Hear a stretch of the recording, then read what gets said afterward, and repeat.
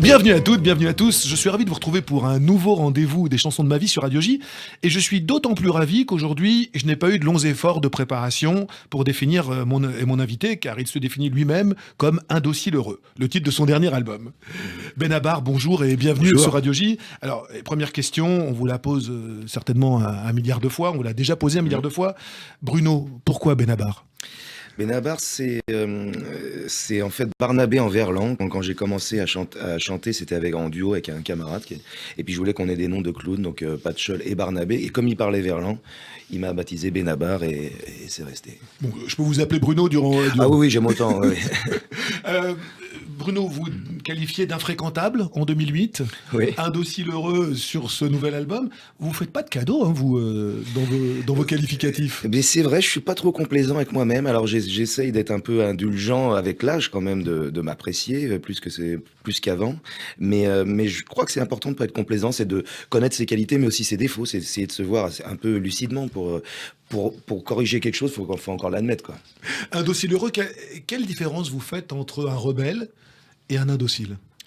Le rébellion, il y a quelque chose de posture, surtout en France. Alors après, évidemment, je parle pas des rebelles qui se battent dans des pays contre des dictatures. Oui. Enfin, moi, je parle évidemment des rebelles, notamment chanteurs, acteurs français, qui vont pleurer dans les journaux. Et puis vous les aimez, ceux-là. Et j'adore. On sent votre amour. On l'entend. Et qui donnent des leçons d'intégrité à tout ce qui remue. Donc, il y a ce côté posture. Et l'indocilité, justement, il n'y a pas de posture. C'est plus une envie de mettre son libre arbitre tout le temps, d'avoir son mot à dire, d'être indépendant, rechercher une indépendance d'esprit, mais sans forcément vouloir à tout prix combattre. Et puis il y a quelque chose de constructif dans l'indocilité. C'est pas quelque chose forcément d'opposition, mais c'est pas se laisser faire, pas gober tout ce qu'on veut nous faire gober. Enfin, essayer d'avoir un peu de recul. Libre arbitre. Exactement. En tout état de cause, d'accord. En toutes circonstances. Bruno, vous connaissez le principe de cette émission, c'est vous qui faites le programme. Et on va se balader ainsi dans la bande originale de votre vie, soyons fous, et où je dois dire, d'après vos choix, la chanson française est bien présente. On écoutait quoi chez monsieur et madame Nicolini, vos parents dans l'Essonne ? Maman, elle écoutait beaucoup de classiques. Oui. Beaucoup de classiques, c'était très ambiance France Inter. Bien pensons donc. Oui, il y avait ce côté-là. Nous, il y avait carrément Télérama sur c'était vous donc. La table basse. C'était vous donc. Exactement, à l'époque. Alors ma mère s'est désabonnée depuis que Télérama m'insulte. Mais... Elle a raison. Elle a juste titre. Elle aurait pu le faire avant. Elle n'avait pas leur donner du blé quand même en plus.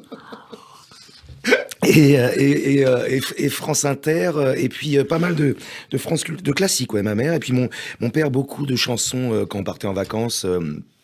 Chansons françaises, Brel, Brassens, Renaud, on a vachement écouté en famille, Renaud dans la bagnole. Alors, j'ai lu dans votre biographie que vous avez débuté par la trompette.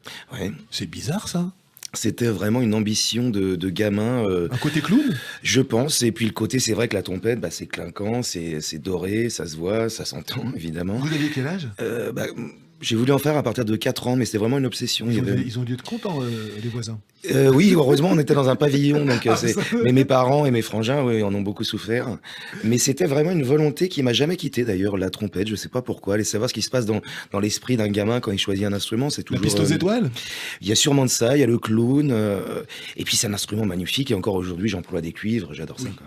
Et à quel moment vous vous êtes dit que, allez, faire l'artiste, amuser les autres, ça allait être votre vie ? Il y a eu quelque chose comme ça de déterminant, un déclencheur ? Non, vraiment, ça n'a jamais été une ambition. Je me suis jamais projeté chanteur, artiste ou au contraire, moi je me voyais plutôt dans l'ombre, scénariste. Oui. Je voulais écrire, mais pas du tout.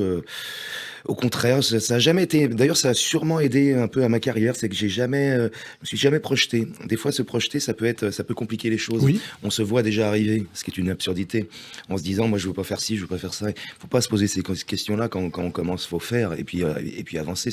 Ça doit être assez empirique une carrière, selon moi, quoi. Après, ce qui a été déterminant, avec le recul, c'est quand je suis monté sur scène. Là, il y a eu vraiment un sentiment d'appartenance, quoi. Vous vous êtes dit là maintenant, ici, la scène, oui, c'est ma maison. Ça, je l'ai vraiment senti, que je m'y sentais bien, que le fait que quand je m'adressais au public, ça se passait. Ce qui n'est pas toujours le cas, on le sait, hein, tous les deux, c'est assez mystérieux, assez injuste, d'ailleurs, la scène assez cruelle. Il y a des gens pour lesquels, bah voilà, ça, comme pour les Ça le fait acteurs, pas. Ça le fait pas. acteurs à l'écran, il y a des mecs très beaux, bah, ça se voit pas très bien, il y a des gens pas tellement beaux dans la vie et à l'écran, Et ils il sont n'y a rien à faire irrésistibles. contre ça. Voilà, il y a ce truc-là. Non, mais je me permets de vous poser toutes ces questions sur votre enfance parce que on sent bien que l'enfance, elle est quand même extrêmement présente dans vos chansons, dans vos chansons que l'on connaît, qui sont devenues des tubes. Je pense à Maritier et Gilbert Carpentier, ou plus récemment une magnifique chanson sur votre dernier album qui s'appelle Un Lego dans la poche. Merci. Vous la qualifiez comment cette enfance? Elle était comment l'enfance de Bruno? Enfance, classe moyenne en banlieue, sans plus, c'est-à-dire que j'étais un enfant assez discret. Oui. Je faisais partie des enfants qui s'ennuyaient un peu, donc ça rajoutait un peu à mon côté hyperactif que j'ai depuis. Vous depuis, n'étiez je pas le pense. pitre à l'école, Du le mec dont on se dit qu'un jour ou l'autre il va prendre la lumière. Ah à non, tout non, du tout, au contraire, puis c'était même quelque chose que je cultivais pas du tout. Ouais. Brassens, La mauvaise réputation, votre premier choix dans ces chansons de ma vie, c'est un souvenir d'enfance? Non, c'est plus. C'est vrai que je me suis aperçu dans la carrière depuis avec certains conflits. Moi, j'ai des conflits depuis le début de ma carrière avec toute une partie du métier branchouille entre guillemets. Même si c'est un jeu du chat et la souris. Ça vous amuse, Et ça, ça m'amuse beaucoup. Puis la mauvaise réputation, c'est quelque chose que j'aime bien. En fait, je trouve qu'il y a quelque chose de très noble à avoir une mauvaise réputation. Ça dépend dans quel domaine, évidemment, et dans quel milieu. Mais avoir une mauvaise réputation chez Télérama, c'est pas vraiment handicapant, quoi. Non, au contraire, c'est même plutôt Exactement. une bonne nouvelle. Et qu'est-ce qui vous touche le plus dans ce personnage de Brassens? Il y a la qualité. Alors, il fallait choisir, encore une fois, c'est toujours difficile de choisir comme ça quelques chansons, parce que j'aurais pu mettre des chansons de Nougaro, de Brel. Hein, Vous nous avez mis du Nougaro aussi. Ah oui, j'ai mis une chanson de Nougaro. C'est un peu dans cette tradition, c'est vrai, dont il faut pas s'éloigner. Et puis de toute façon, on pourrait pas qu'on essaye de faire des textes assez chansonniers d'ailleurs, parce qu'il y a des chansons qui sont extrêmement écrites, extrêmement érudites. D'ailleurs, notamment dans la poésie de Brassens. Mais vous et avez puis déjà cette volonté chanté de toucher. du Brassens. Oui. Embrasse-les toutes. Oui. Embrasse-les tous. Embrasse-les tous. Attends, je reprends Serge, je me trompe. Mais vous avez déjà chanté du Brassens dans Embrasse-les tous, par exemple. Oui, ça a été d'ailleurs un exercice très enrichissant pour moi, parce que je faisais partie de ceux qui pensaient que Brassens c'était assez facile. Tu sais, pam, pam, pam. Musicalement, c'est un enfer. Et musicalement, c'est très compliqué. La façon de chanter est très complexe, enfin très étudiée. C'est très savant en fait les chansons de Brassens. Bien sûr. Et alors évidemment, son talent fait que ça a l'air très simple, mais c'est toujours très intéressant d'ailleurs, et ça force l'humilité de chanter de reprendre des chansons comme ça de grands maîtres, parce que maintenant on peut le dire, on peut employer ces mots-là. Parce qu'on s'aperçoit à quel point c'est précis. Puis il y a un côté très chansonnier. Vous en parliez à l'instant. Dans cette chanson-là précisément, c'est vraiment quelque chose. C'est une chanson où les images naissent forcément en écoutant les paroles. Il y a quelque chose d'un peu comique dans cette chanson. Il aimait ça. Exactement. Et moi, j'ai une passion pour les chansonniers. Puis cette partie de la chanson française souvent négligée, à mon avis à tort, moi, j'ai commencé par les bistrots, par jouer et puis les chansonniers, c'est aussi ça un peu une définition des chansonniers, c'est-à-dire que vous savez pas ce que vous allez entendre, donc il faut que la chanson elle-même justifie le fait qu'on l'écoute, alors qu'une chanson de variété, bon, c'est un tube, qu'on vient écouter le tube qu'on aime bien. Effectivement. Et là, il y a vraiment, il faut un côté emmener l'auditeur de couplet en couplet, donc il faut jamais laisser redescendre la tension, et donc ça exige une rigueur d'écriture et d'interprétation. C'est un exercice sans filet. Le chansonnier, c'est très très dur à faire. C'est aussi souvent pour ça que c'est souvent un peu critiqué, parce que c'est très très dur à faire. Bien sûr. J'en reviens à la mauvaise réputation. Bruno, vous ne faites partie d'aucune coterie, d'aucun clan. On ne vous voit pas avec les Enfoirés. Ça vous manque? Si, j'ai beaucoup participé aux Enfoirés. Là, j'ai pas été depuis quelques années, mais parce que aussi il y a des. Après, ça c'est quelque chose moi que je trouve bien, parce que les Enfoirés c'est vraiment c'est pour faire du bien. Ça fait du bien. Et puis il y a toujours des. Mais les soirées parisiennes et tout, c'est pas votre truc. Non, c'est vraiment pas mon truc. J'ai des copains dans le métier, je suis pas complètement sauvage, mais non, il y a tout ce côté, bon, pour faire caricaturalement, j'ai un Mano Pratin, moi je suis pas à l'aise là-dedans. Et puis on y mange mal surtout. Vous connaissez la phrase de Brassens? À plus de 3, on est une bande de cons. Oui, et puis il y a aussi une autre phrase, c'est quand t'es pas à table, c'est que t'es au menu. Elle est mignonne, celle-là Ça, aussi. il faut le savoir. On l'écoute, Brassens, la Ouais, mauvaise à fond. réputation. La mauvaise réputation, Brassens, le choix de Bruno, de Benabar, dans ses chansons de ma vie sur Radio J. Bruno, avant la chanson, il y a eu le cinéma. Oui, mon père était régisseur. Oui. Et donc, naturellement, j'ai commencé, comme mes frangins d'ailleurs, régisseur stagiaire. Alors, nous, c'était pas côté acteur ou producteur, hein, c'était vraiment la régie à portée des doigts. Oui. J'ai adoré ce métier. D'ailleurs, je respecte infiniment les techniciens de cinéma, notamment les régisseurs. J'ai fait ça pendant 10 ans. La première fois que j'ai rencontré Thomas Sisley sur une série, moi, je conduisais le minibus des acteurs, quoi. D'accord. Et puis, à la fin de la série, j'avais commencé à écrire un peu des scénarios pour l'épisode. En tant que scénariste, vous avez notamment travaillé pour la série H. Oui, après, j'ai commencé ma carrière de scénariste après, par la suite, ouais. Et acteur, c'est venu ensuite? Ah, bien après, oui, bien après. Puis encore une fois, c'était pas une volonté, c'est devenu, ah oui, bien plus tard. Alors ça, j'ai pris ça très au sérieux. Par contre, quand je fais l'acteur, ce que je fais encore, je prends ça pas comme une formalité ou comme Mais vous une avez tourné récréation, hein. il y a encore quelques jours. Je sais que vous étiez Oui. sur un plateau de cinéma. C'est facile dans un monde, dans un pays où on aime bien mettre les gens dans des cases comme ça. C'est facile d'assumer les deux casquettes, chanteur et acteur. Oui, parce qu'en fait, on met de moins en moins les gens dans les cases, j'ai l'impression. C'est-à-dire qu'il y a toujours des gens qui veulent à tout prix, surtout pas forcément mettre dans les cases, mais donner des autorisations d'exercer, hein, C'est ça. Donc, souvent Le des- CAP, le certificat Voilà, d'aptitude donc, eux, professionnelle. évidemment, il faut les envoyer balader immédiatement. Et Mais puis, ça, vous savez faire. ça, je sais faire. Mais sinon, et puis je crois surtout que l'inverse est vrai aussi, c'est qu'un acteur ou une actrice peut très bien chanter. Enfin, ce sont quand même des métiers très cousins, quoi, qui sont très proches d'interprétation. Et puis moi, je crois surtout qu'il faut pas chercher à être approuvé. Par contre, il faut aller faire les choses avec cœur et se donner du mal, et puis respecter le public. Moi, je refuse des rôles parce que j'ai le sentiment que je serai pas bon dedans, et moi, je veux pas prendre la place de quelqu'un ou prendre le risque de décevoir la personne qui va aller au cinéma, quoi. En matière d'écriture, quelle passerelle évidente vous voyez entre l'écriture d'une scène pour un scénario et l'écriture d'une chanson? Ça se ressemble pour vous? C'est le même moteur d'écriture? Je dirais pas une scène. Pour moi, oui, plutôt un scénario. Moi, j'écris un peu mes chansons. Alors, c'est évidemment, je suis pas le premier, hein, mais c'est très très structuré. Les chansons sont très structurées. Il y a 3 couplets, on peut dire c'est comme 3 actes au cinéma, quoi, avec le refrain qui vient ponctuer ça. Il y a une autre tradition de la chanson dont on souffre un peu beaucoup aujourd'hui, qui est juste un couplet, un refrain, puis après c'est un peu une redite du premier couplet, un peu moins.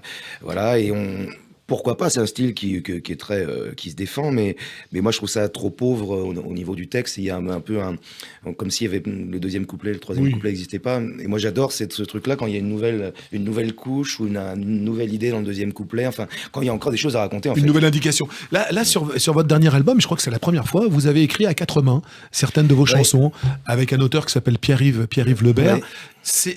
C'est évident pour vous de travailler à 4 mains comme ça? C'était pas du tout évident. C'était une idée de Bertrand Lamblot, qui a fait la direction artistique de l'album. Et j'ai accepté tout de suite parce que j'avais pas de problème d'ego par rapport à ça, d'essayer. Oui. Mais j'étais assez dubitatif. Ouais, dubitatif, ouais, très.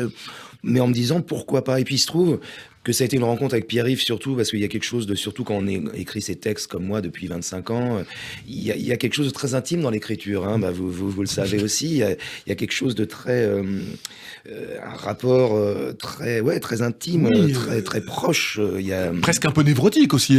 Exactement, très impudique. Quand on écrit des textes pour quelqu'un, quand on écrit avec quelqu'un, faut aller loin, faut beaucoup se parler, faut s'avouer des choses. Enfin, et si ça se passe pas, ça se serait arrêté en 2 jours, quoi. Et puis comme là, ça l'a fait. Et ouais, ça l'a fait. Ça, je rends hommage à Pierre-Yves parce que surtout, il a beaucoup d'expérience et donc il n'avait pas d'ego sur certaines chansons. Il a changé une phrase, quoi. Il a fait un peu ce travail de script d'auteur, ce qu'on appelle dans les. Oui, au cinéma. Certaines chansons, on a vraiment écrites à 4 mains, mais certaines chansons, il a rajouté une phrase par-ci, une phrase par-là, ou il a inversé l'ordre d'un couplet. Et ça, c'est un boulot qu'il fallait faire. Et je pense que seul un auteur chevronné et puis bien dans ses pompes comme Pierre-Yves pouvait faire ça. Dans ses pompes, oui. Non, et ça, c'est un compliment que l'on peut lui faire, c'est qu'à l'écoute de cet album, si on ne le sait pas, si on ne va pas jeter un œil sur les crédits, on a juste l'impression que c'est vous qui avez fait tout seul, quoi.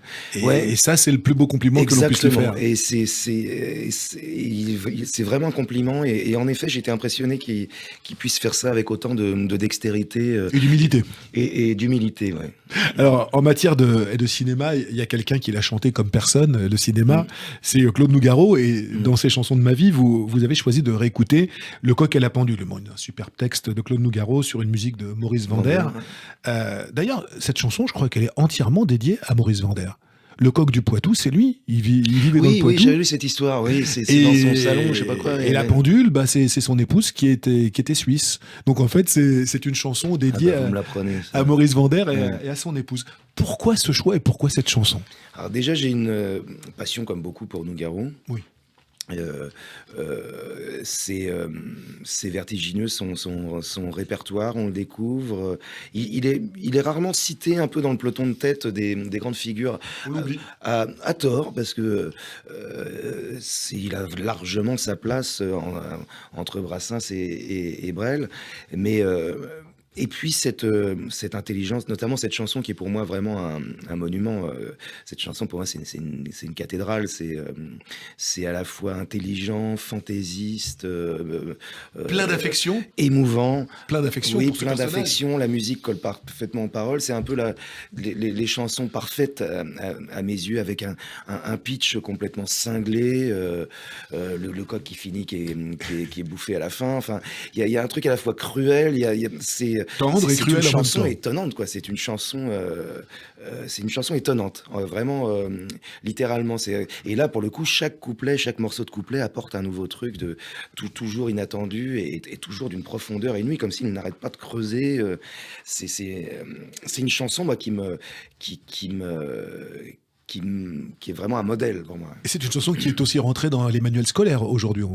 Oui, à juste titre, parce que c'est tellement large, et puis ça fait penser à La Fontaine. Il y a aussi c'est vraiment dans une tradition de fabulistes français magnifique, quoi. Et vous savez quoi? La chanson, on l'écoute. On l'écoute. Claude Nougaro, le choix de Benabar dans son émission. Ça vous laisse pas un petit peu dubitatif, Bruno, de penser qu'un monsieur comme Claude Nougaro s'est retrouvé sans maison de disque à l'aube des années 80? Et ça laisse pensif quand même. Ouais, après, c'est aussi un jeu. Moi, je suis moins choqué par ça. D'une part, il s'en est très bien sorti. Oui. Alors, il y en a qui s'en sortent mal. Moi, je pense plus aux jeunes. C'est-à-dire que après, moi, je fais partie de ceux qui se cachent pas derrière leur petit doigt, dans le sens où on connaît les règles de ce métier-là, on en profite. Et puis la compensation, c'est qu'il faut vendre des disques, c'est une industrie, quoi. Il faut le savoir, il faut gagner, vivre quoi. avec ça. Après, il y a des concerts, c'est ce qui est tragique, et notamment aujourd'hui depuis quelques années, c'est pour les plus jeunes qui n'ont pas les épaules, qui sortent, je pense, des trucs de télé, The Voice, Oui. et qui sont très bien, moi j'ai aucun jugement là-dessus, mais qui se retrouvent un peu surexposés à 25 ans. Il y a des gamins qui sortent de The Voice, qui ont fait plus de télé que Brel dans toute sa vie, quand même. C'est ça. Une saison de Voice, de prime time est immense. Surexposition. Et eux, s'ils se retrouvent sur le carreau, eux savent pas comment gérer ça. Et ça, il y a un peu une génération de gamins qui se retrouvent un peu has-been à 23 ans, ce qui est parfaitement contre nature, quoi. Donc c'est pour eux plutôt que je suis inquiet un peu. Après, les artistes comme moi, ou installés, quand ils ont des problèmes de maison de disques, c'est toujours, évidemment, c'est consternant quand c'est Claude Nougaro, mais bon, moi je conseille au mec qui a fait ça de se faire harakiri, quoi. Parce que bon, faut être le dernier des cons. Il l'a pas fait. Faut être le dernier des cons pour virer Claude Nougaro quand même. Mais bon, ça c'est de l'incompétence crasse, mais comme dans tous les métiers. Hein. Mais la fragilité de ce métier, cette espèce d'inquiétude, on a l'impression, et vous le disiez, et vous l'avez toujours su, puis on a surtout l'impression que vous n'êtes dupe de rien, en vrai. Bah, oui, c'est vrai, parce que c'est assez clair, en fait. C'est assez clair. Et puis maintenant, ça fait longtemps que je travaille, je veux dire, dans cette. Vous avez dit ça, c'était sympa ce que vous alliez dire là. Et après, moi, j'ai aussi eu la chance, j'ai toujours cultivé ça, comme j'ai commencé donc par les bistrots. Moi, j'ai fait 500 concerts avant de rencontrer une maison de disques. Donc, les concerts, ça permet d'avoir quelque chose de très réel. Les maisons de disques, c'est parfois un peu abstrait, comme les télés, les interviews. Moi, je crache pas dans la soupe, hein, c'est super, mais c'est vrai qu'il faut pas avoir que ça. Et ceux qui en souffrent, c'est ceux qui n'ont que ça. Et C'est ça. quand cette partie-là s'éteint un petit peu, là, ils se retrouvent complètement démunis. Non, Et, puis ceux qui pensent que ça, c'est la vérité, surtout. voilà, oui. Moi, je conseille dès qu'un gamin me demande comment il faut. Alors souvent, il me demande comment il faut faire pour être connu. En fait, c'est souvent ça. On vous sollicite souvent?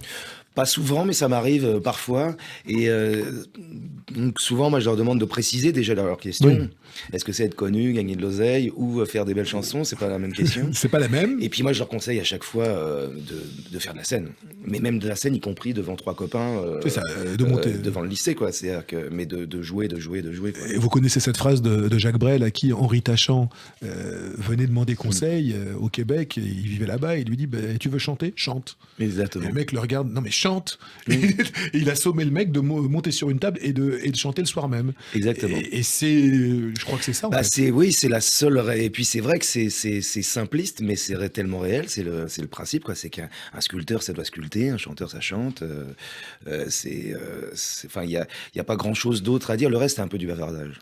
Alors Bruno, quand on vous évoque, on pense souvent au second degré. Vous n'en manquez pas. J'ai l'impression que sur ce nouvel album, Un dossier heureux, vous vous êtes autorisé un vrai premier degré. Je pense notamment à une chanson Au nom du temps perdu. Il y a des accents de Serge Lamade dans cette chanson. Merci. On vous imaginait pas chanter ça. Et elle est magnifique cette chanson. Merci mais beaucoup.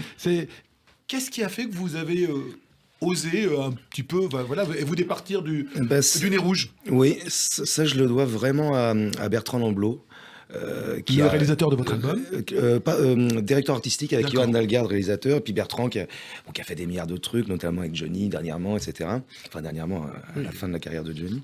Et qui lui m'a poussé dans ce sens-là, mais d'ailleurs avec Pierre-Yves aussi, c'était aussi une volonté. Bertrand avait une idée derrière la tête en fait avec Pierre-Yves, d'aller dans des trucs, retirer un peu ce qui est du deuxième degré, ce qui parfois aussi une petite vanne par-ci par-là, qui est aussi par pudeur, par timidité. Une façon de se protéger. Ouais, et c'est vrai que ça, je l'aurais pas fait il y a quelques années. C'est quelque chose de très nouveau pour moi. J'ai pris un peu goût. Ça m'a assez troublé. J'étais assez gêné d'ailleurs d'aller aussi dans l'immédiateté, dans le premier degré. C'est quelque chose que j'ai toujours un peu contourné. Et c'est bien aussi d'avoir un peu de recul sur soi-même, mais c'est bien aussi des fois de dire les choses Et vous avez sans embâche, quoi. quelque chose de vous-même en faisant ça? Oui, en tout cas de l'interprète que je suis un peu plus devenu. C'est-à-dire qu'avant, moi, je faisais vraiment partie des auteurs-compositeurs qui chantent. Oui. Donc le chant est un peu le service après-vente de leur texte. Bien sûr. Et moi j'ai une passion pour ces gens-là, comme Renaud. Et c'est vrai que le chant, c'est Renaud qui chante ses chansons, donc l'interprète Renaud, c'est l'interprète de ses chansons. En fait, c'est indissociable. Et la chanson passe presque devant Voilà, l'interprète. c'est un tout. Et là, de prendre le premier degré m'a permis de. Enfin, je m'en suis rendu compte plus tard, hein, mais d'interpréter mes propres chansons comme si j'étais juste interprète. Donc ça permet peut-être d'aller plus loin dans l'interprétation. Et votre public, vos fidèles, je déteste le mot fan, et vos fidèles vous suivent dans cette direction-là? Vous avez eu des messages qui vous encouragent à continuer dans cette direction-là? J'ai le sentiment, ouais, que ça a été reçu. Ouais, c'est un peu le sentiment que j'ai. Là, ça fait quand même 2 mois que l'album est sorti. Les retours vont plutôt dans ce sens-là. Ouais. Alors Bruno, on continue cette balade parmi vos chansons de référence. On en arrive à un autre monstre sacré, Gilbert Bécaud. Et de Gilbert Bécaud, vous avez choisi une magnifique chanson qu'il a mise en musique sur un texte de Maurice Vidalin, qui est L'indifférence. Pourquoi lui et pourquoi précisément ce thème de chanson? Encore une fois, j'aurais pu choisir des... Moi, je suis pas trop comment dire...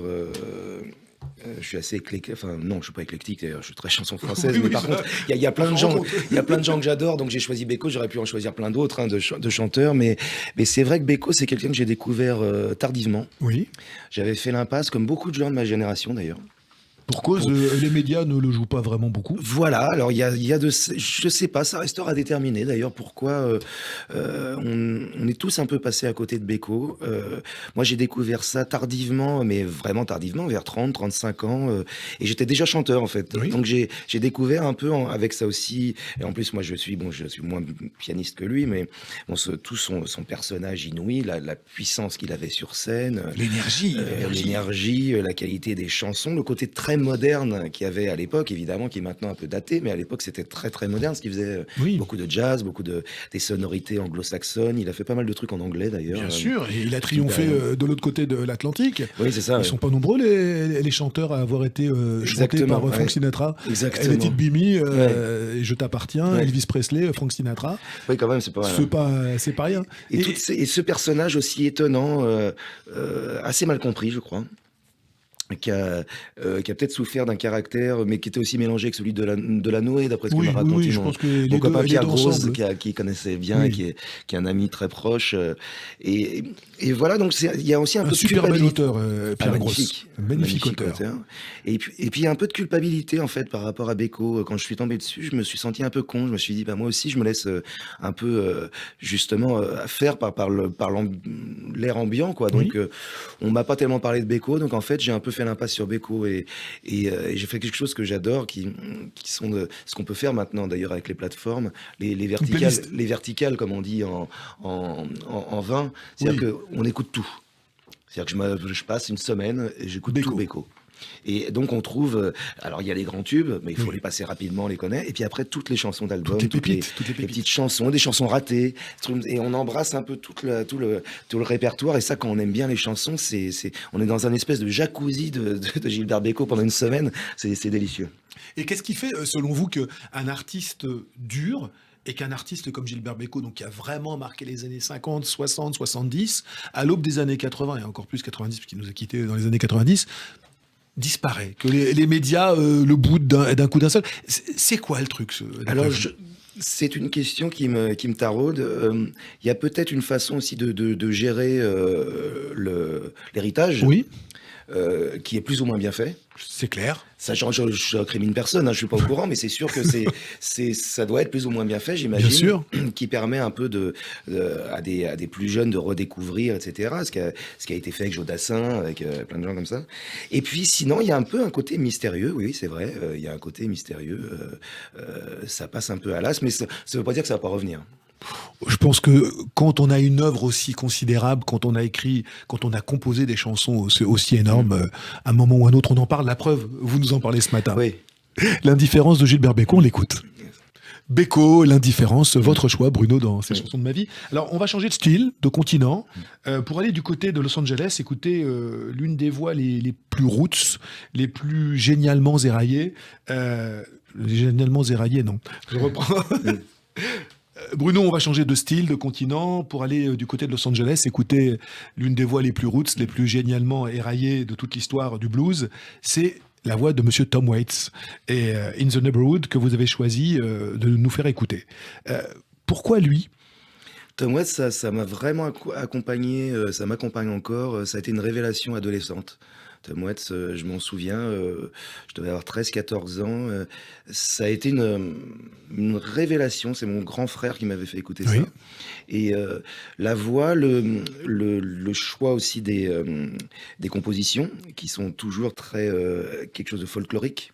Oui. En fait, dans les compos, les sonorités faussement déglinguées, les cuivres déjà, In the Neighborhood notamment, qui est vraiment une fanfare. Moi, les fanfares, ça m'a toujours obsédé. Et puis cette recherche aussi dans le son, enfin, le fait de pas faire de la pop, pas faire du rock, d'avoir un truc très étrange. Entre blues et... Oui, chants de marins et chants folkloriques, parce que c'est un peu des chansons, parce que certaines à 3-4 accords. Oui, c'est pas les harmonies les plus, oui, c'est ça, les plus riches du monde. Exactement, il y a cette volonté de réduire un peu les compositions pour aller un peu à l'essentiel. Et que j'ai découvert en plus tard, parce qu'après il est parti dans des trucs beaucoup plus expérimentaux, que j'ai adoré aussi d'ailleurs. Et Tom Waits, ça compte encore beaucoup pour moi, ouais, le personnage. Et puis c'est quoi, c'est les mots qui vous touchaient, ou justement cette voix proprement incroyable ? Il y avait aussi la voix, cette voix-là, qui m'a touché, cette voix qui était singulière par rapport aux autres. Elle est gorgée de tous les excès, cette voix. Oui, exactement, ouais. Et il y a ce côté-là, fond de bistrot, en plus, qui est assez séduisant. Et puis l'ensemble, de toute façon, moi je pense que c'est toujours un ensemble. Il y a des choses qui marchent, on sent, à moins qu'il soit vraiment très, très machiavélique, mais qu'il n'y a pas de triche dans ce que fait Tom Waits, que que c'est assumé, et surtout qu'il peut pas faire autrement, quoi. Et puis il chante comme vous, souvent avec poésie, mais le quotidien, c'est vraiment un auteur du Oui, quotidien, souvent. Et puis oui, comme vous, autre point commun, Francis Ford, acteur mythique de Francis oui, Ford Coppola, oui. acteur-chanteur. C'est bizarre quand même. Acteur-chanteur, et dans Don Bailo que je recommande à tout le monde. Et oui, c'est ça. C'est un drôle de. Et puis un personnage. Alors c'est marrant ce personnage-là qu'il a construit. Alors moi, je suis pas là-dedans. Moi, j'ai jamais essayé de construire. Mais il a inventé un Oui, personnage. oui, une Et espèce d'avatar. oui, c'est ça qui est. Je trouve ça très, ouais, très, très, très séduisant. Et puis ça me touche beaucoup. Je trouve ça très, très, très beau aussi. Pour le coup, vous, c'est tout l'inverse. Vous êtes, vous vendez qui vous êtes. Enfin, vous Oui, présentez qui vous êtes. Lui, c'était, je pense aussi une façon de se protéger, je pense, oui. de prendre cette posture d'avatar, quoi. Oui, oui, lui, il a vraiment, oui, c'est ça, il a vraiment un avatar, c'est-à-dire qu'il a inventé un personnage, ses photos sont très calculées, enfin, on sent qu'il ne fait rien au hasard, sûrement pour se protéger, ou aussi dans une démarche artistique, d'ailleurs, d'inventer un double scénique. Vous avez pensé un moment à enregistrer un album, des chansons qui vous ont donné envie de chanter? C'est quelque chose que vous pourriez faire, puisque maintenant vous vous définissez encore plus comme un interprète que vous ne l'étiez avant. Ah bah peut-être maintenant ça pourrait. Je les chante beaucoup chez moi en sortant de table, Dans la salle de bain? dans la salle de bain ou avec les copains au piano, Oui. où je les massacre allègrement, bien bourrés après avoir passé 4 heures à table, et où on chante un peu tout le répertoire comme ça j'aime bien Bien faire bourré, ça. ça vous ressemble pas du tout, ça. Non, non, c'est pas mon Pas genre. du tout. C'est pas. Donc que les grands chanteurs m'excusent, hein, c'est si je massacre leur titre au piano. Mais c'est un tel plaisir de les Exactement. massacrer. Et puis ce moment-là, On massacre bien ce qu'on aime bien. oui, exactement. Et puis chanter avec les copains les chansons, c'est quelque chose qu'il faut cultiver. Je crois qu'il faut pas perdre ce truc-là. C'est pas religieux non plus, les chansons. Ça doit être quelque chose. Il doit y avoir une forme de simplicité, notamment quand on les chante. Non, puis on ne chante pas que lorsque l'on est engagé, quoi. On chante tout le temps. Exactement, exactement. Et puis c'est bien de faire les chansons avec beaucoup de sérieux, beaucoup d'engagement artistique et personnel. Et puis c'est bien aussi d'avoir aussi beaucoup de recul et d'autodérision. Et ça, du recul, je crois que vous n'en manquez pas, ça, sincèrement. J'essaye, ouais. Et quel type de papa vous êtes? Très présent. À avec leur mère, on a pas mal de valeurs, je dirais, ça veut rien dire, Rigoriste un peu comme ça? pas rigoriste, non, parce que c'est Mais on rit pas, on on rit pas avec l'éducation. on essaye de faire attention. Alors après, évidemment, je peux jouer aussi de la trompette à 4 heures du matin, donc il y a aussi C'est cool. ce côté-là, quoi. Des Mais artistes en herbe? mon fils joue de la guitare très très Bien, activement, c'est-à-dire qu'il bosse d'accord. dessus. Donc je suis très fier. Là, c'est le côté père de famille. C'est-à-dire que je suis très fier parce qu'il bosse. Et donc je suis très fier de lui. Et il veut être guitariste, ce pauvre môme. Bon, écoutez, il y a Non, mais pire c'est quand même. dégradant. Il faut qu'il soit chanteur, quoi. Guitariste, Attendez, musicien. et ça va venir après. Musicien, je lui dis vraiment, si Sideman, t'as raté non, ta non. vie, tu seras musicien, mais tu commences déjà par être chanteur, quoi. Accompagnateur, non, ça c'est pas Non, possible. pas ça. Je lui dis, là, je te déshérite immédiatement. On parlait de Tom Waits. Il y a beaucoup de spiritualité aussi dans ces textes. Oui. La spiritualité, je vais vous faire le coup de Jacques Chancel et Dieu dans tout ça. On est sur une radio cultuelle. La spiritualité, ça fait partie de votre vie? Ça fait partie de ma vie, oui. C'est entre l'atavisme, la culture et puis la spiritualité à proprement parler. C'est-à-dire que moi, grand-mère italienne, donc on allait à l'église. Quand même. J'ai joué de la trompette à l'église. Où j'ai massacré l'Ave Maria de Schubert à la trompette quand j'étais Cool. petit, en aube. C'est curieux que j'ai pas été excommunié d'ailleurs, parce que Normalement, ça aurait dû. donc ils sont pas mélomanes. Et donc c'est sûr que j'ai fait ma communion, enfin Non, c'est la preuve qu'ils étaient croyants. Exactement, oui, c'est ça. Ils croyaient en une forme de rédemption musicale. Et donc, c'est sûr que ça fait partie de ma vie. J'ai la Vierge autour du cou. Ça fait partie de ma vie. C'est quelque chose entre ma grand-mère et mon père aussi, qui est d'origine corse, mais catholique aussi. J'étais chez les scouts. Enfin, j'ai baigné quand même dans ce truc-là, qui était aussi une façon de vivre. C'était... oui, sans vraiment se poser la question réellement sur la spiritualité elle-même. Après, c'est une question que je me pose encore aujourd'hui, mais bon, c'est sûr que pour répondre à votre question, j'ai la Vierge autour du cou encore, quoi. Avoir la foi dans ce métier, ça aide? Ça aide certains. J'en connais qui. Moi, j'ai une grande.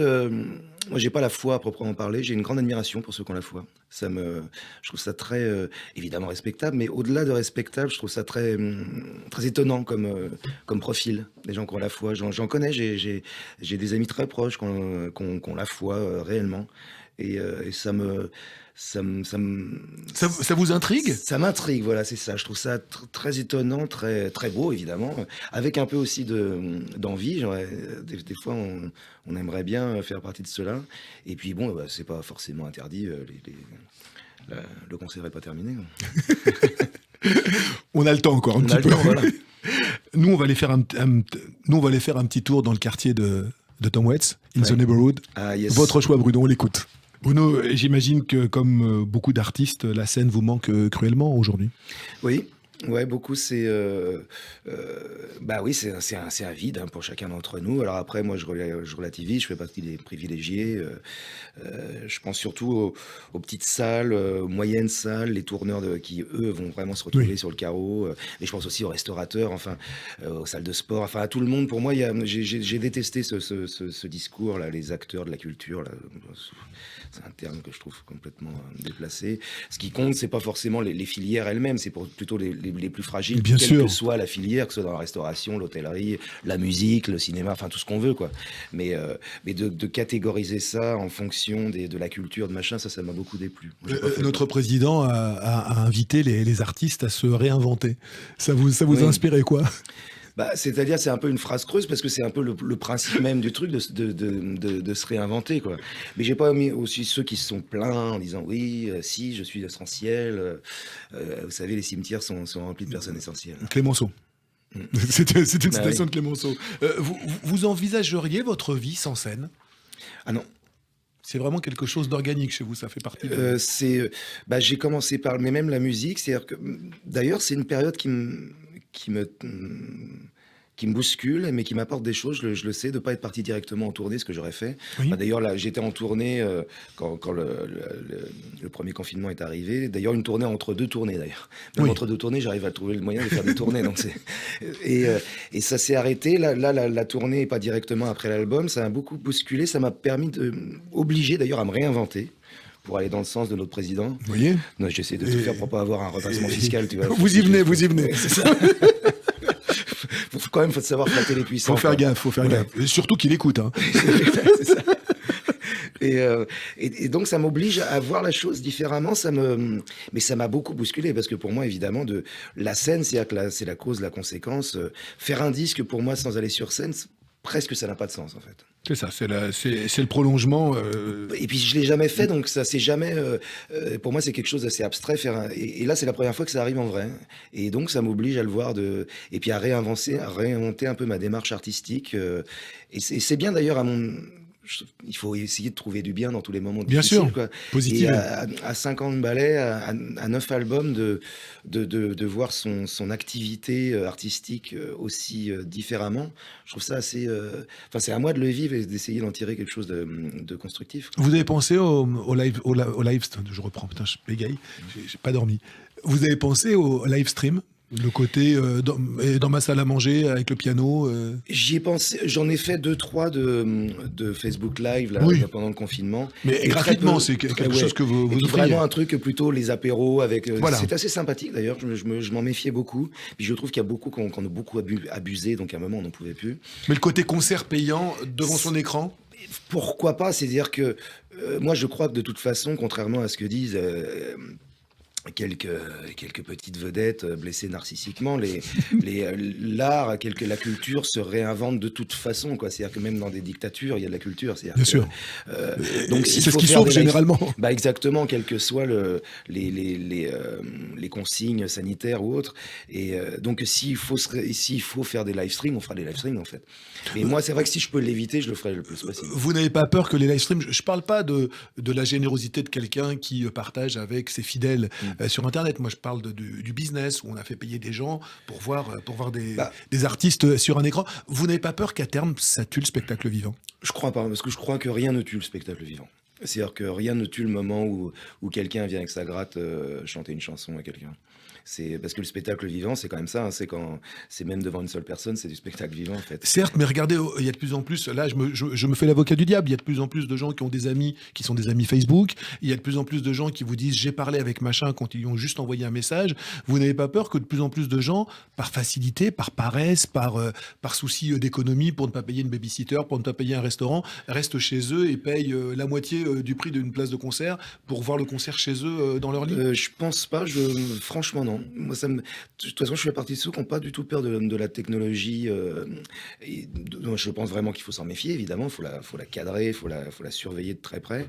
Mais je crois pas du tout. Est-ce que ça peut pas remplacer de toute façon un concert? Parce qu'un concert, c'est pas que de la musique, C'est la magie de cette rencontre. C'est la magie, c'est d'être là. Et puis, on parle souvent avec, évidemment, ceux qui sont sur scène, l'artiste, entre guillemets, l'acteur de la culture. Oui, l'acteur principal. L'acteur principal de la culture. Essentiel, donc lui. Oui, essentiel, évidemment. Mais un concert, en fait, c'est aussi avec le public qui est à côté, avec le fait d'arriver plus tôt. Il y a tout ce truc-là. Ce cérémonial. Le cérémonial de booker une babysitter. Enfin, ça fait partie du truc. Donc, moi, je pense que ça... On avait vachement... la trouille sur les disques en se disant mais les disques ça va être dématérialisé. Au final voilà, il y a quand même de la musique, hein, certes, ça se remet. L'objet disque est complètement ça va disparaître. Il est en train de devenir obsolète. Oui, donc, ça disparaît, mais ça va arriver sous d'autres formes. C'est-à-dire que en tout cas ça n'empêche pas de faire de la musique. C'est clair. Alors vous parliez de rencontres magiques sur scène. Vous avez choisi de nous faire réentendre un fou, un feu follet. On savait à quelle heure commençaient ces concerts. On savait jamais à quelle heure ils terminaient. Bien sûr, je parle de Monsieur Jacques Higelin. J'imagine que vous l'avez vu sur scène. Oui, on a même fait des duos ensemble sur scène. Je l'avais invité à Bercy, il était venu chanter avec moi. C'est vraiment ça, c'était ma vedette d'adolescent. J'avais c'était le concert à Bercy à l'époque. Oui, Aïe. Moriturit et te salutante. Ceux qui vont mourir te saluent. Au-dessus de mon lit. Enfin, c'était vraiment une vénération. Moi et mes potes de l'époque, qui sont toujours mes potes d'ailleurs. Et donc, on allait voir Higelin, on allait le voir à Évry quand il passait à côté de chez nous. Et c'est vrai que ça a bercé mon enfance. Et puis, ça a fait le lien aussi pour beaucoup d'entre nous entre une chanson rock française des années 70-80 et une grande tradition, lui, fan, on sait, de traîner, etc. De chansons. Il avait commencé par là, d'ailleurs. Voilà. On ne le sait pas forcément, mais les premiers disques de Jacques Higelin chez Jacques Canetti, au début, c'est très rive gauche, c'est très chanson. Le duo, cet enfant que je t'avais fait. D'ailleurs, bien sûr. Exactement. Et cet enfant que je t'avais fait avec Brigitte Fontaine, c'est de la... Alors, il y a tout un texte qui est complètement ubuesque, mais la tradition musicale, l'écran musical, c'est très chanson française tel qu'il a chanté à la vieille griffe. Enfin, moi, je dis ça, je dis rien, mais Higelin, encore un acteur-chanteur. Moi, je dis ça, c'est marrant. Mais il y en a beaucoup, hein, mais inversement, parce que en fait, il y a une forme de logique en fait, à faire l'un et l'autre. C'est de l'interprétation, en fait, dans les deux cas. Alors, lorsque l'on évoque Higelin, des images nous viennent aussitôt aux yeux. Les années 80, la gauche au pouvoir, le grand Jacques Higelin avec Jacques Lang. Vous avez beaucoup, vous, réfléchi, Bruno, avant de vous engager en 2007 oui. à côté de Ségolène Royal.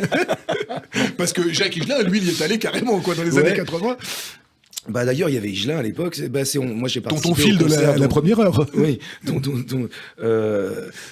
j'ai participé au concert, d'ailleurs sans aucun regret, du Charletti, là. Bien sûr. Quand on savait que c'était Et puis c'est vrai que je l'ai fait pour une loyauté personnelle. On m'a demandé de le faire. Je regrette pas une seule seconde. Mais voilà, ça n'allait pas plus loin. Et puis surtout, moi, j'ai toujours dit, et puis à l'époque, ça n'avait pas été assez retranscrit, que évidemment, moi, j'allais à ce truc-là parce que j'y croyais, mais chacun vote pour qui il veut. C'est-à-dire que moi, je l'ai toujours pensé. Et puis ça, c'est une partie de mon discours qui a été un peu négligée, mais pourtant qui était l'essentiel du discours. C'est-à-dire que moi, avant d'être un homme de gauche, je suis un républicain. C'est-à-dire que chacun vote pour qui il veut. Et en plus, moi, ça m'énerve tellement qu'on me donne des leçons. Alors moi, donner des leçons à quelqu'un, j'oserais pas. C'est tellement pas mon genre. Certes, mais vous imaginez bien qu'en faisant ça, C'est votre notoriété que l'on invitait. Exactement. Mais c'est surtout ça, je l'ai mesuré évidemment, et donc c'est pour ça que maintenant c'est quelque chose que je ferai plus, parce que ce ne serait pas interprété aussi simplement que je l'ai fait. Voilà. Mais bon, ça fait partie des. Mais ne pas gérer aussi sa notoriété, c'est pas forcément quelque chose de grave. Je trouve ça plus inquiétant quand on fait aucune faute comme ça de quart en termes de notoriété. Moi, c'est quelque chose. J'ai jamais trop voulu m'en occuper, y compris en assumant des conneries, mais justement avoir une vision très très claire et très comment dire, très très précise, et puis un peu calculée de sa personne, de son notoriété, de ses fringues, comment Oui. avec qui on fait un duo, avec qui on fait pas un duo. Ça, vous vous en foutez. Ça, je m'en fous, et je crois que c'est bien de s'en foutre, et y compris des fois on reprend des retours de flamme dans la tronche, quoi, mais c'est bien mérité. C'est votre cœur qui parle à chaque fois. C'est votre. Oui, voilà, c'est sans calcul, quoi. C'est sans calcul. Mais c'est vrai que si j'avais su que ça, mais on était 50 encore à l'époque, hein. Mais Mais on a retenu que Cali et vous. Mais oui, ouais. C'est vrai. Bah, c'est étonnant. Ils se sont tous planqués d'ailleurs. Et puis nous, on était là devant. Ouais, c'est nous, c'est nous. C'est vous qui avez été tondu à la Libération. On en rigole beaucoup avec Bruno d'ailleurs, ça nous fait marrer. Et puis c'est sans regret. Puis encore une fois, moi, je l'ai fait aussi parce qu'on me l'a demandé, donc je l'ai fait par amitié. Et vous connaissez la phrase de Brel quand on lui demandait s'il était engagé, s'il aimait les chansons à message. Il répondait les messages, je laisse ça au facteur.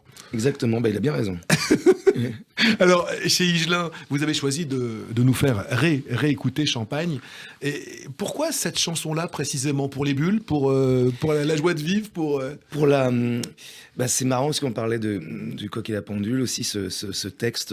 Déjà, l'idée même du texte. Parce qu'on néglige beaucoup ça. Moi, je passe un temps inouï à chercher un pitch de chanson. Parce que les chansons, c'est « Ah, je suis malheureux, tu es parti, j'ai de la peine, je suis triste. » Bon, ça, c'est... Voilà, donc, même si la chanson est rime, c'est quand même, on l'a encore entendu 1000 fois. Donc, essayer de trouver un angle ou une idée inattendue. Surtout quand on en est à son 9e album, il faut se renouveler. Voilà. Il faut s'étonner soi-même déjà. Exactement. Et moi, j'ai toujours cultivé, parler de Maritier, Gilbert Carpentier, des trucs comme ça, de choses dont on n'a pas trop parlé, quoi. Moi, j'aime bien les chansons, les thèmes un peu triviaux comme ça, qui ont l'air un peu vulgaires comme ça. Moi, ce sont ceux que je préfère. Et là, le choix, c'est dans l'esprit torturé d'Higelin, de parler de ça, de le faire aussi bien. Et puis le choix du thème, ouais, ça en soi déjà, c'est passionnant. Et puis la joie que provoque cette chanson. Enfin, il y a quelque chose d'un bonheur communicatif à l'entendre. Exactement. Ouais. Je crois que c'est l'album de l'explosion pour Higelin, parce que il avait des fans, il avait des fidèles, et là, d'un coup d'un seul, c'est avec cet album-là qu'il atteint le grand public. Champagne, c'est au tout début des années 80. Ouais, c'est ça. Ouais. Oui, ça a été un album qui a vraiment compté pour toute une génération dont je fais partie. Ouais. Et puis encore une fois, il y a la qualité des textes, quoi. C'est-à-dire que c'est des chansons très très lourde au niveau du sens, quoi. Ça raconte des trucs, c'est des chansons assez savantes. Oui. Ça emploie pas 20 mots de vocabulaire. Absolument pas. Il y a une vraie poésie, Là, dans ce texte-là, on est dans une forme de lyrisme. Exactement. C'est extrêmement onirique en plus, cette chanson. Oui, c'est ça. Et puis il fait des références que tout le monde n'avait pas à l'époque. Enfin, il oblige. Moi, j'aime bien les chansons qui prennent pas l'auditeur pour un imbécile, quoi. Et à contrario, je suis très très fâché contre les chansons où j'ai le sentiment, quand je les écoute à la radio, où on me prend pour un con. Ça me donne envie de casser la radio, et casser la radio. En plus, la radio elle-même qui émet, quoi. La radio et la tête du chanteur. Et la tête du chanteur. Une chanson, là on ne cassera pas la radio, au contraire, on va l'écouter avec plaisir. Votre choix, 79. Jacques Higelin, Champagne. Champagne, Jacques Higelin, le choix de Bruno, le choix de Benabar dans ses chansons de ma vie. Bruno, on vous en souhaite beaucoup de champagne pour les semaines à venir et pour les mois à venir. On vous souhaite surtout de retourner sur scène, parce qu'on sent bien que ça vous manque. Ouais. Et je rappelle votre actualité, Indocile heureux. Un superbe album. Moi, je l'ai écouté. Alors vraiment, je l'écoute en boucle. Voilà, je dis pas ça pour vous faire plaisir. Je vous le dis à la fin parce que ça aurait fait Fayot au début. Vous voyez, ça aurait fait genre le mec qui. Non, vraiment, je l'écoute en boucle. Il est dans mon téléphone et vraiment, il y a rien acheté dans cet album. Très touché. Merci beaucoup. Et puis, on vous dit bientôt et merci d'être venu chez nous. Très bientôt. Merci de m'avoir reçu. Puis la prochaine fois, on trinque ensemble. Le champagne surtout. Avec grand plaisir. Merci Bruno. À bientôt.